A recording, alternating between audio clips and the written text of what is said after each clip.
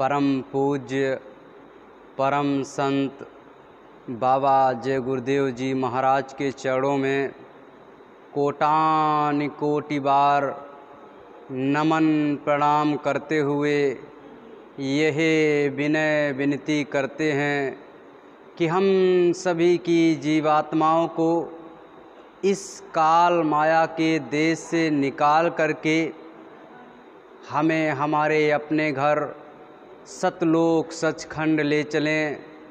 साथ ही साथ पूज्य महाराज जी के चरणों में कोटान कोटि बार नमन प्रणाम करते हुए यह विनय विनती करते हैं कि हम सभी जीवात्माओं पर अपनी दया दुआ बनाए रखें, अपना मार्गदर्शन हम सभी जीवात्माओं को देते रहें। जय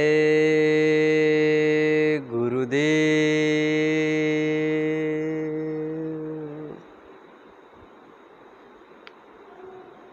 भाई लोग सही आ रहा है? ठीक है। जय गुरुदेव।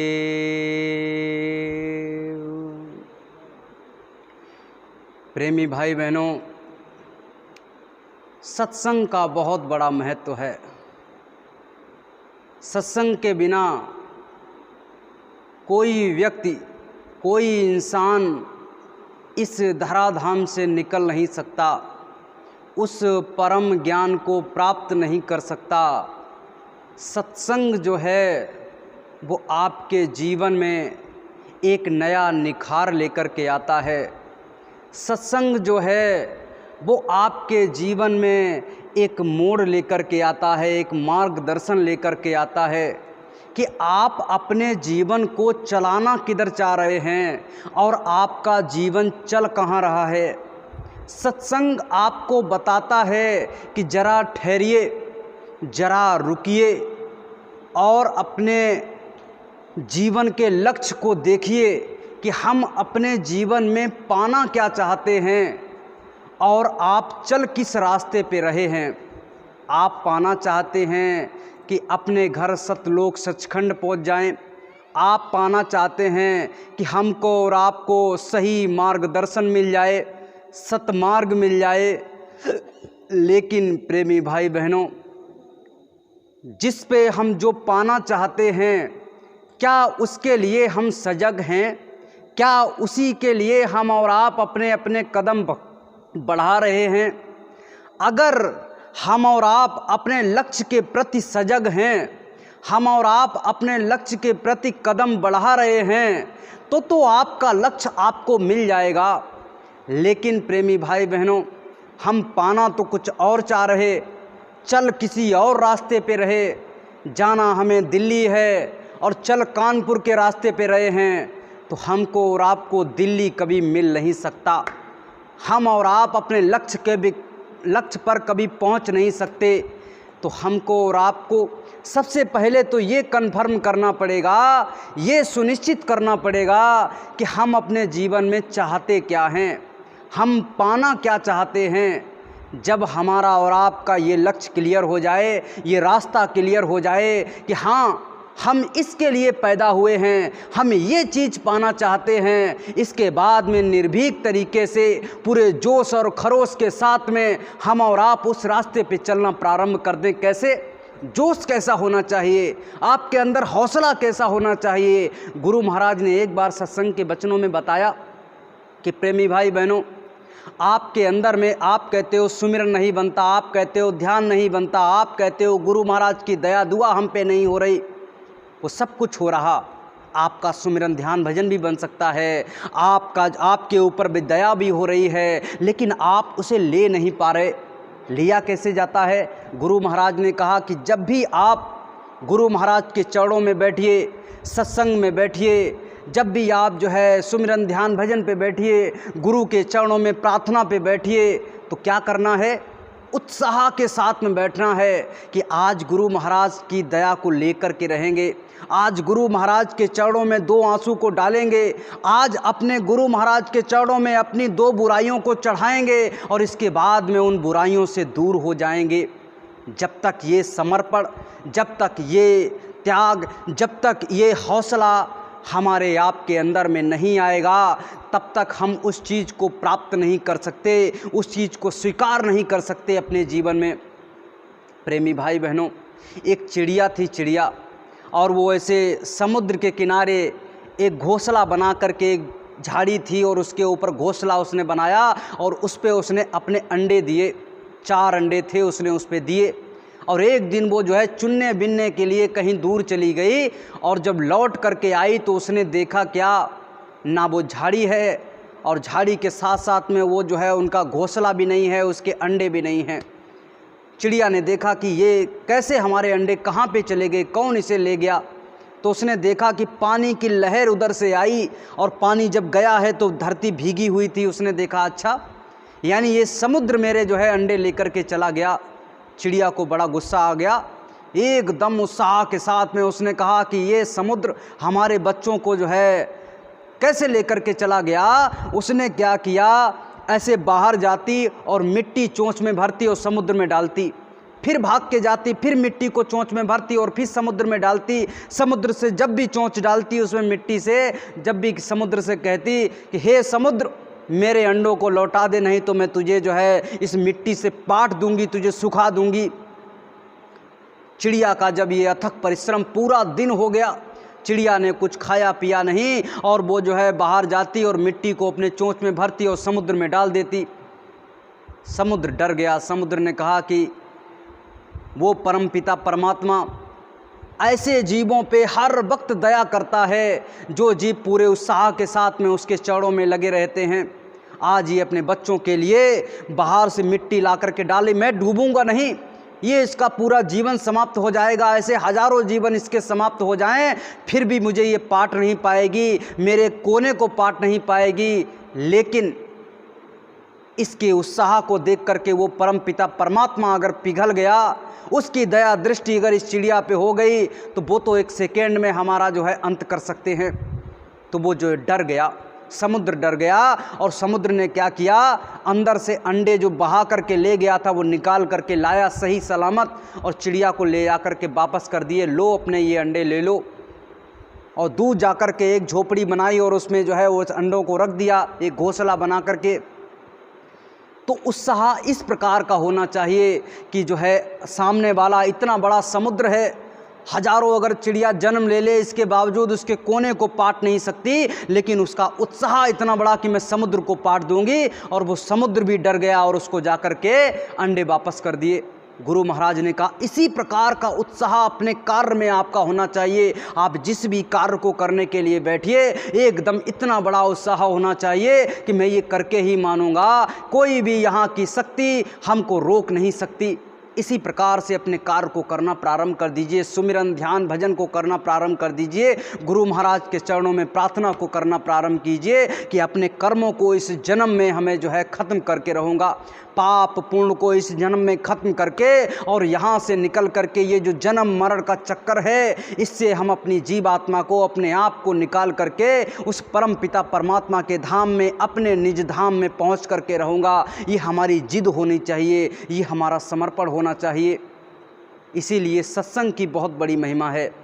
सत्संग के बिना कोई भी व्यक्ति कुछ प्राप्त नहीं कर सकता, क्योंकि सही ज्ञान जब तक नहीं मिलेगा, सही मार्गदर्शन जब तक नहीं मिलेगा, तब तक आप अपने लक्ष्य की ओर नहीं जा सकते हैं।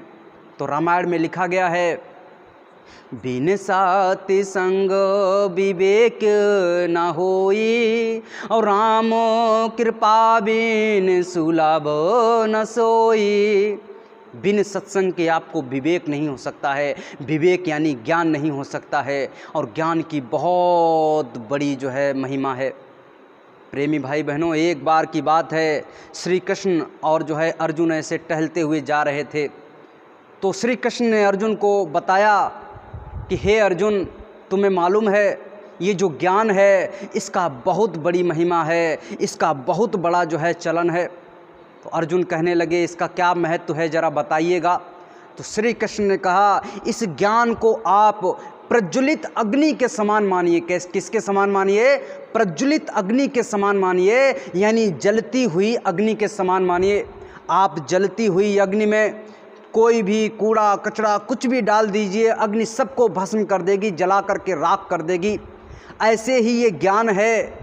ज्ञान अगर आपके अंदर में प्रवेश हो गया, ज्ञान की चिंगारी आपके अंदर में अगर प्रज्वलित हो गई, जल गई, तो आपके अंदर में जो भी कूड़ा कचरा भरा हुआ है, जो भी गंदगी भरी हुई है, जो भी पाप और पुण्य भरे हुए हैं, धीरे धीरे धीरे धीरे वो ज्ञान की प्रज्वलित अग्नि धीरे धीरे उनको सबको जला करके राख कर देगी। ज्ञान की बहुत बड़ी महत्वता है, ज्ञान का बहुत बड़ा कार्य है। तो ये जो है सत्संग है, सत्संग में आपको क्या मिलता है? ज्ञान मिलता है। और ज्ञान किस बात का मिलता है, इसको भी जानना अति आवश्यक है कि ज्ञान तो मिलता है, लेकिन ज्ञान तो कई प्रकार के होते हैं। नौकरी पाने का ज्ञान अलग है, खेती करने का ज्ञान अलग है, दुकान करने का ज्ञान है अलग है, बिजनेस करने का ज्ञान अलग है। अलग अलग तरीके से हर क्षेत्र का अलग अलग ज्ञान है। और ऐसे ही अपनी जीव आत्मा को उस परमात्मा के पास में पहुंचाने का भी ज्ञान अलग है। और उस ज्ञान को, ये जो सत्संग है, ये जो गुरु महाराज ने इस सत्संग को बनाया है, ये जो संत और महात्माओं के वचनों के संगठित किए हुए वचनों के पिरोए हुए संगठित किए हुए वचनों के साथ में जिस सत्संग को पिरोया जाता है, उसे कहते हैं ये असली सत्संग, जो आपकी जीव आत्मा को उस परमात्मा के साथ में मिलाएगा। तो ये जो सत्संग आपको मिल रहा है, गुरु महाराज के संत महात्माओं के वचन बाड़ियों से मिल रहा है, ये जो बार बार इस सत्संग की महिमा है कि ये सत्संग आपको, आपकी जीव आत्मा को उस परमात्मा से मिलाने का ज्ञान यानी मार्गदर्शन देता है कि अपनी जीव आत्मा को उस परमात्मा के साथ में हम कैसे कनेक्ट करेंगे, कैसे जोड़ेंगे, उसके बारे में ये जो है सत्संग में आपको इसके बारे में ज्ञान मिलता है। प्रेमी भाई बहनों, गुरु महाराज ने कहा ये जो रास्ता है, ये जो संत मत है, इसका जो है नाम है आध्यात्मवाद। क्या है? आध्यात्मवाद। और आध्यात्मवाद पे चलने के लिए प्रेमी भाई बहनों, हमको और आपको कुछ सीढ़ी है। जैसे मान के चलिएगा आपको इस छत पे जाना है, तो इस छत पे जाने के लिए आपको पहली सीढ़ी पे पैर रखना पड़ेगा, फिर दूसरी सीढ़ी पे पैर रखना पड़ेगा, फिर तीसरी सीढ़ी पे पैर रखना पड़ेगा। ऐसे सीढ़ी बाई सीढ़ी आप पैर रखते चले जाओगे तो बिना किसी जो है दिक्कत परेशानी के आप उस छत तक पहुंच सकते हो। लेकिन आपने सोचा कि ना हम तो पहली सीढ़ी पे पैर नहीं रखेंगे और डायरेक्ट जो है आखिरी सीढ़ी पे पैर रख करके छत पे पहुंचना चाहते हैं। ऐसा कभी संभव नहीं है, ऐसा कभी हो नहीं सकता। आप अपना पूरा जीवन लगा दीजिए, 2, 4, 10 जन्म और लेकर के आ जाइए, लेकिन पहली सीढ़ी पे पैर रखे बिना, दूसरी सीढ़ी पे पैर रखे बिना और सीढ़ी बाई सीढ़ी पे पैर रखे बिना कभी भी आप जो है छत पे नहीं पहुँच सकते। ऐसा कोई साइंस, ऐसी कोई टेक्निक अभी तक बनी नहीं है।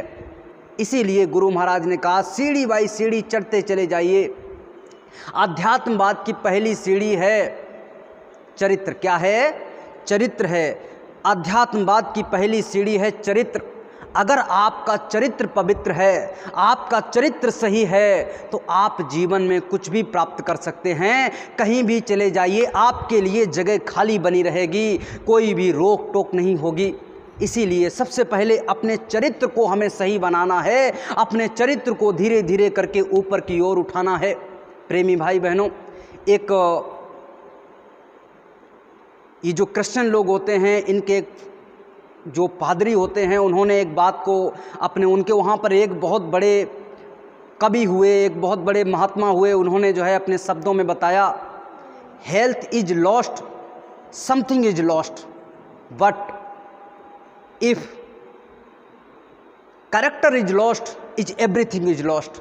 मतलब इसका मतलब है कि अगर आपकी स्वास्थ्य गड़बड़ हो जाए तो आपका कुछ चला जाएगा, लेकिन अगर आपका जो है चरित्र चला गया, आपका चरित्र खत्म हो गया, तो आपका सब कुछ ही चला गया, आपके पास में कुछ भी नहीं बचा। इसीलिए अपने चरित्र को बचा करके रखना है, अपने चरित्र को धीरे धीरे उठा करके रखना है। ये चरित्र आपका अगर उठ गया तो उस परम पिता परमात्मा के पास में जाने में आपकी पहली सीढ़ी पे आपने कदम रख लिया और आप धीरे धीरे उसकी ओर बढ़ना प्रारंभ कर दिए। गुरु महाराज ने कहा कि आध्यात्मवाद की दूसरी सीढ़ी पे पैर रखने के लिए दूसरी सीढ़ी का नाम है धर्म। क्या नाम है? धर्म। हमें इस चीज़ को समझना पड़ेगा। गुरु महाराज ने अपने सत्संग के वचनों में बताया कि रोटी बेटी अपनी अपनी, यानी कि हमको और अपने धर्म को जो है अपने हाथ में पकड़ करके रखना है, अपने धर्म को त्यागना नहीं है। अगर हमने अपने जो है धर्म को त्याग दिया तो समझ लीजिएगा कि आप जो है धीरे धीरे आपका पतन होना शुरू हो जाएगा, धीरे धीरे आप रसातल में चले जाएंगे। इसीलिए धर्म आपका पकड़ना बहुत ज़्यादा ज़रूरी है। देखिए, जो इस दुनिया में आपने बहुत लोगों का नाम सुना होगा, जैसे रावण का नाम सुना होगा, कौरव का नाम सुना होगा, कंस का नाम सुना होगा, हिरण्यकश्यप का नाम सुना होगा। इन सब का पतन कैसे हुआ? जबकि रावण 10 दिशाओं का ज्ञान था, देवी देवता उसके घर में झाड़ू लगाते थे, काल को उसने पाटी में बांध रखा था, 4 वेद 6 7 18 पुराण का ज्ञाता था, एकदम थ्रू आउट। कुछ भी किसी भी पेज से पूछ दीजिए कि फलाने पेज पे क्या लिखा हुआ है, एकदम फटाक से बता देगा। इतना ज्ञानी, इतना प्रखांड पंडित था वो।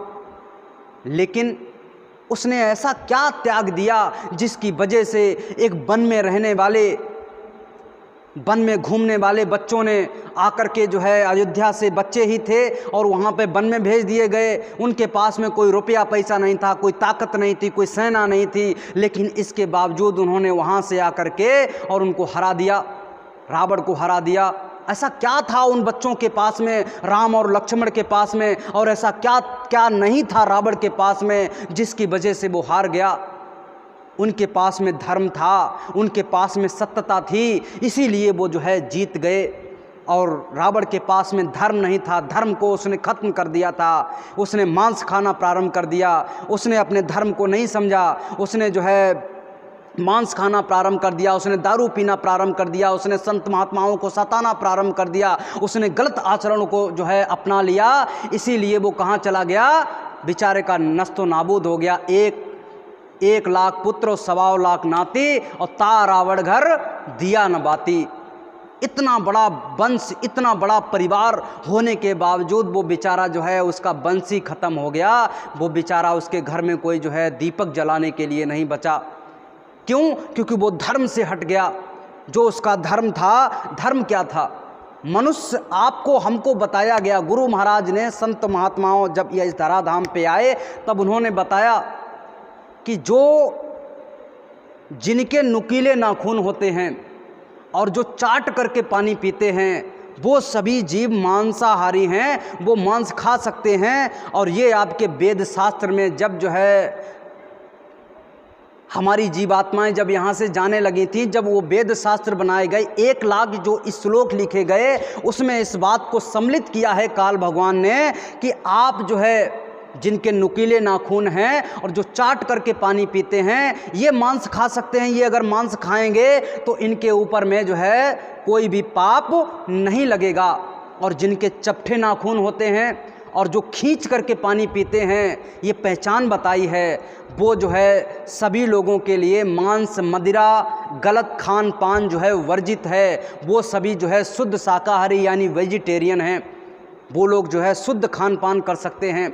अगर इन्होंने अपने रास्ते से हट करके अशुद्ध खान पान शुरू कर दिया तो इनके ऊपर में कर्मों का आवरण चढ़ना प्रारंभ हो जाएगा। तो प्रेमी भाई बहनों, रावण जो था वो कोई जानवर तो था नहीं। जैसे हम और आप मनुष्य थे वैसा ही वो भी मनुष्य था। उसके भी नाखून चपटे थे और खींच करके पानी पीता था। इसलिए उसने जो है दारू को पीना शुरू कर दिया, मांस को खाना शुरू कर दिया। इसकी वजह से उसका धर्म नष्ट हो गया, वो जो है धर्म से अलग हो गया। इसीलिए उसका विनाश हो गया, उसका जो है नस्तो नाबूद हो गया।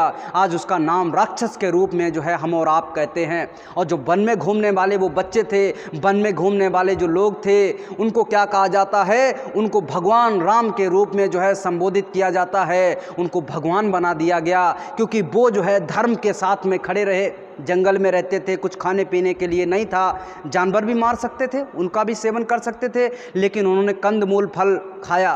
कंदमूल फल हम लोग ऐसे सुनते हैं, कंदमूल फल बहुत बढ़िया एकदम स्वादिष्ट होगा, लेकिन मथुरा में जब हमने उसे खाया, कहते कंदमूल फल राम ने खाया था, तो हमने सोचा लाओ हम भी खा के देखें। तो जैसे ही उसको खाया तो ऐसा एकदम उल्टी होने का मन किया, एकदम बकठीला, एकदम बेकार। उसको बेचारे खाते थे, पत्तियों को खाते थे, घास को खाते थे। उन्होंने अपने चरित्र को नहीं गिराया, अपने धर्म से नहीं हटे। उन्होंने कहा कि हमारे लिए जो बनाया गया वही हम खाएंगे। अब घास को आप खा सकते हो, क्यों? क्योंकि जानवर जो होते हैं वो घास को खाते हैं। गाय घास को खाती है, भैंस घास को खाती है, गधा घास को खाता है। उनके नाखून जो है चपटे होते हैं और वो खींच करके पानी पीते हैं, चाट करके पानी नहीं पीते। वो लोग जिस चीज़ को खा सकते हैं, घास को खा सकते हैं, पत्तों को खा सकते हैं, उस चीज़ को आप लोग भी खा सकते हो, बिन संकोच के, कोई भी परेशानी नहीं है। लेकिन शेर है, चीता है, बिल्ली है, कुत्ता है, इनके नुकीले नाखून होते हैं और ये जो है चाट करके, चप चप करके पानी पीते हैं। ये मांसाहारी हैं, ये मांस का सेवन कर सकते हैं। प्रेमी भाई बहनों, हम और आप तो अपनी जगह से डिग गए, अपने धर्म से डिग गए, लेकिन ये जानवर जो है अपनी जगह पे एकदम अडिग हैं। आप भैंस के सामने, गाय के सामने, गधा के सामने ऐसे जाइए, उसके सामने एक तरफ जो है पानी पीने वाले जो है कंटेनर में, वहाँ पे जो है नाद में उसके भर दीजिए शराब, प्यास से मर जाएगी लेकिन शराब नहीं पिएगी। उधर जो है दूसरी तरफ नाद में उसके मांस भर दीजिए, भूखों मर जाएगा लेकिन शराब, वो मांस को सेवन नहीं करेगा। लेकिन ये मनुष्य कितना गिरा गुजरा हो गया, इसने जो है मांस को और दारू को और अनाचार व्यक्तियों को जो है अनाचार चीज़ों को खाना शुरू कर दिया। इसीलिए ये अपने धर्म से डिग गया। इसको अपने धर्म पे खड़ा रहना चाहिए। कौरव जो थे वो धर्म से डिग गए थे, धर्म से अलग हो गए थे। इसीलिए श्री कृष्ण भगवान को पांडवों के साथ में खड़ा होना पड़ा और धर्म की स्थापना करने के लिए महाभारत करवा दिया। क्या करवा दिया? महाभारत करवा दिया। और जब महाभारत हुआ तो वो कुछ छोटा मोटा युद्ध नहीं था। ऐसा युद्ध जो है ना अभी तक हुआ है और ना ही भविष्य में कभी होगा। इतना बड़ा युद्ध हुआ, दुनिया के सभी जो है राजा महाराजा एक दूसरे की तरफ, जैसे विश्व युद्ध होता है, विश्व युद्ध में जैसे भारत की तरफ जो है अमेरिका हो गया, भारत की तरफ जो है रूस हो गया, उधर जो है चीन अगर लड़ने लगा तो चीन की तरफ पाकिस्तान हो गया, चीन की तरफ इजराइल हो गया, ऐसे करके कोई इधर हो गया, कोई उधर हो गया। ऐसे जो है 2-4-10 देश उधर हो गए, 2-4-10 देश इधर हो गए और फिर उन्होंने आपस में लड़ना प्रारंभ कर दिया। उसे कहते हैं, क्या कहते हैं? विश्व युद्ध। ऐसे ही वो महाभारत हुआ और वो जो है दुनिया के सभी राजा महाराजा एक दूसरे के प्रति लड़े और लड़ने के बाद में समाप्त हो गए। तब जो है उन्होंने जो है धर्म की स्थापना करवा दी। वो शक्ति आई हुई थी और वो शक्ति विनाश करवाने के लिए आई थी, इस धरती पे जो है थोड़ा भजन कर्म करवाने के लिए आई हुई थी। उसने अपना काम कर दिया। उधर हिरण्यकश्यप, वो भी बेचारा जो है, वो जो था उनका पुत्र था प्रहलाद, वो लगा हुआ था भगवान के भजन में। उसने उसको डिगाना चाहा तो देखिए वो खुद उसका अपना जो है खात्मा हो गया। इसी प्रकार से जो भी अपने धर्म से हटा उसका जो है उसके परिवार का और उसका खुद का सर्वनाश हो गया। इसीलिए गुरु महाराज ने कहा था कि रोटी बेटी अपनी अपनी, अपने धर्म पे आप टिके रहिए। धर्म से नीचे अगर आप गिर गए तो समझ लीजिए आपका सर्वनाश धीरे धीरे धीरे धीरे शुरू हो जाएगा और आपका जो है एकदम पतन हो जाएगा। आप यहाँ से, इस धराधाम से आपका जो है नामो निशान खत्म हो जाएगा, या आपकी पहचान खत्म हो जाएगी और नर्क और 84 में डाल करके आपको पेरा जाएगा। वहाँ पर आपको जो है दिक्कत, वहाँ पर आपको दर्द दिया जाएगा, तन्हाई दी जाएगी, वहाँ पर विविध प्रकार से आपको जो है कष्ट दिए जाएंगे। आप रोएंगे, चिल्लाएंगे, हजारों हजारों किलोमीटर दूर तक आपकी आवाज़ जाएगी, लेकिन सुनने वाला कोई नहीं होगा। वहाँ पर रोइए, तड़पे, चिल्लाइए, कोई भी सुनेगा नहीं। जैसे जेल में आपको डाल दिया गया, कौन सुन रहा? इसी प्रकार से प्रेमी भाई बहनों, अभी समय है, ये मनुष्य शरीर बड़े भाग्य से मिल गया और अभी समय है कि उस परम पिता परमात्मा का धीरे धीरे धीरे धीरे धीरे धीरे, कभी आप जैसे आप बैंक में खाता खुला लीजिए, कभी 10 रुपये जमा कर दीजिए, कभी 20 रुपये जमा कर दीजिए, कभी 50 रुपये जमा कर दीजिए, कभी 100 रुपये जमा कर दीजिए। ऐसे धीरे धीरे आपके पास में जो भी रुपये होते चले जाएं, धीरे धीरे बैंक में बचा बचा के डालते रहोगे, तो एक जब दिन 2, 4, 10 साल 20 साल के बाद में आप उसको देखोगे तो उसमें लाखों रुपये हो गए होंगे, लेकिन लाखों रुपये आप एक बार में उसमें नहीं डाल सकते। इसी प्रकार से गुरु महाराज ने आपको नाम दान दे दिया और आपका एक अकाउंट खुलवा दिया, किसमें? आध्यात्मवाद के जो है बैंक में आपका एक अकाउंट खुलवा दिया, और धीरे धीरे धीरे धीरे कुछ ना कुछ उसमें जमा करते रहिए। कभी 10 मिनट बैठ के, कभी 5 मिनट बैठ के, कभी 1 घंटा बैठ के, कभी 2 घंटा बैठ के, जब भी जहाँ भी जैसे भी समय मिले धीरे धीरे उसमें अगर हम जमा करना प्रारंभ कर देंगे तो एक दिन जब आपकी ज़िंदगी ये समाप्त होगी, ये आपकी सांसें समाप्त हो जाएंगी, ये आपके जीवन की यही लीला जब समाप्त हो जाएगी, तो उस परमपिता परमात्मा के घर में जब आप जाएंगे, धर्मराज के पास में खड़े होकर के जब अपना हिसाब किताब करवाएंगे, तब आप देखेंगे कि हमने 2 मिनट 4 मिनट 10 मिनट 1 घंटा कर कर के हमने जो इकट्ठा किया, ये तो बहुत बड़ी पूंजी है, और इसके सामने ये पाप और पुण्य इसने काट काट के ख़त्म कर दिए, और आपको धीरे से संत और महात्मा वहाँ से निकाल करके अपने घर लेकर के जाएंगे।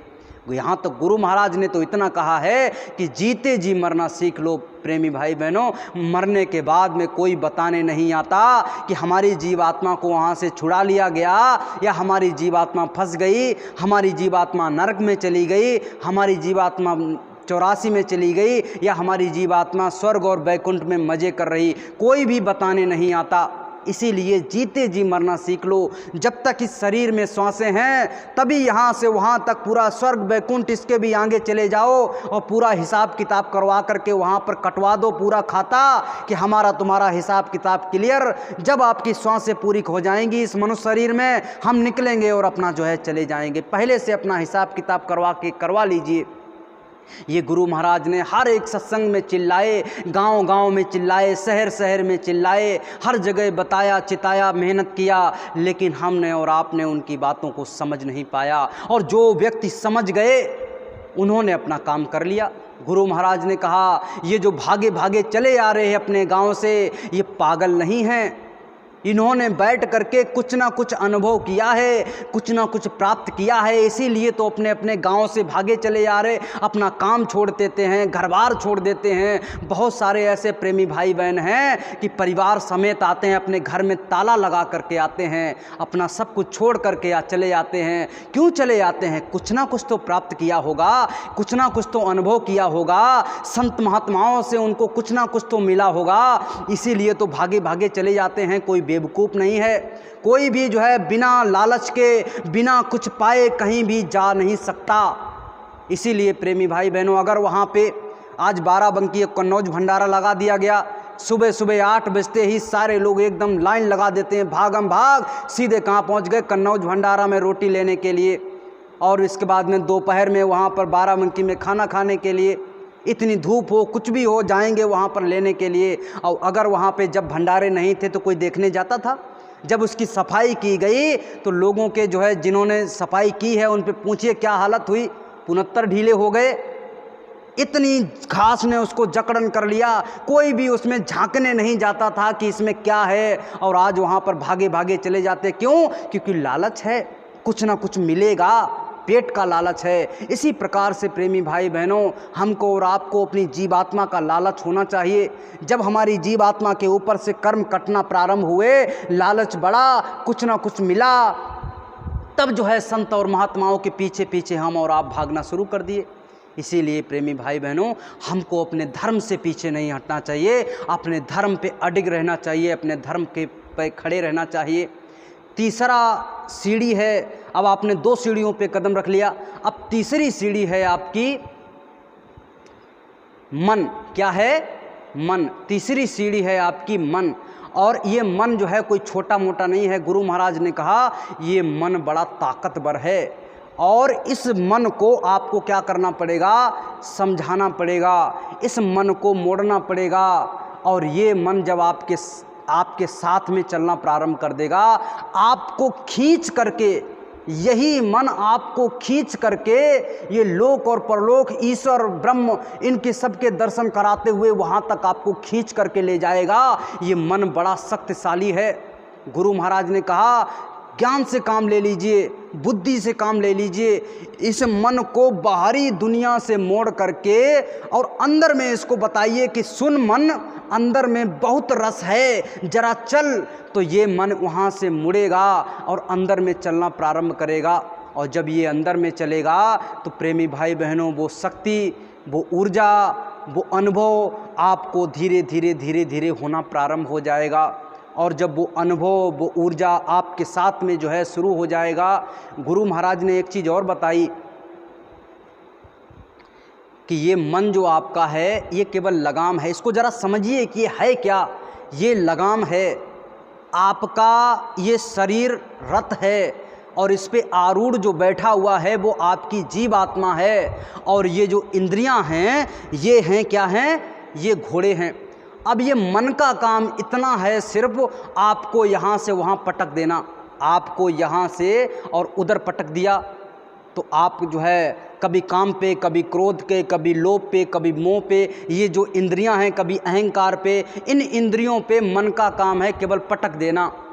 लेकिन आपके साथ में बुद्धि भी लगा दी गई। इसीलिए तो गुरु महाराज ने कहा आप ये मनुष्य शरीर जो है पावन है, ये मनुष्य शरीर में बैठ करके ही आप भजन कर सकते हो, क्योंकि जानवरों के पास में, बेचारों के पास में इतनी बुद्धि, इतनी समझ नहीं होती है। इंसान के पास में बुद्धि है, समझ है, आपके पास में बुद्धि। आप सोचिए कि मन ने हमें यहाँ पे पटका तो यहाँ पर हमारी जीवात्मा को फायदा होगा या नुकसान होगा। गुरु महाराज ने बताया है, उसके अनुसार हम इस पर चल पाएंगे कि नहीं चल पाएंगे। अगर गुरु महाराज के बताए शब्दों पर नहीं चल पाएंगे और इसने काम पे पटक दिया, क्रोध पे पटक दिया, लोभ पे पटक दिया, मोह पे पटक दिया, तो वहां से हमारा नुकसान होगा कि फायदा होगा। जब आपको बुद्धि से पता हो जाए कि सत्संग में तो बताया गया था कि नुकसान होगा, गुरु महाराज ने तो हमारे बताया है कि इनसे बच के रहना, तो जो है इसने यहाँ पे पटका तो मतलब नुकसान होगा, तो इसको खींच करके लाइए, गुरु महाराज के चरणों में लगा दीजिए।